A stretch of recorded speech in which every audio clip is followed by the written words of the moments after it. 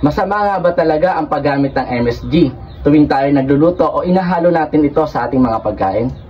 Pag-usapan natin yan. It's me, Ryan, and I'm a Research and Development Specialist / Food Technologies, and I'm working in the meat processing company. Ang MSG, or ang tinatawag natin na monosodium glutamate, ay hindi naman talaga masama kapag ginagamit natin ito sa pagluluto o inahalo natin ito sa pagkain.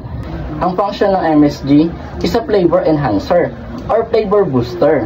It gives savory or meaty taste sa pagkain o yung tinatawag natin na umami. Also, MSG contains sodium.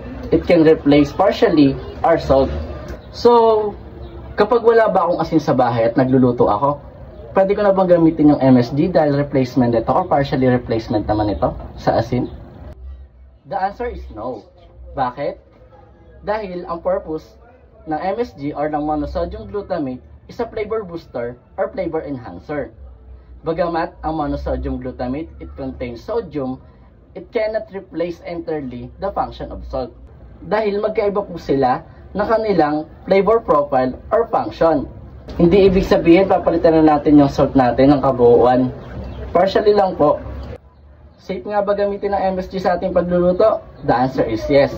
Hindi po ito masamang gamitin. According to UA, ay safe itong gamitin as long as moderate lang ang consumption or yung paggamit nito.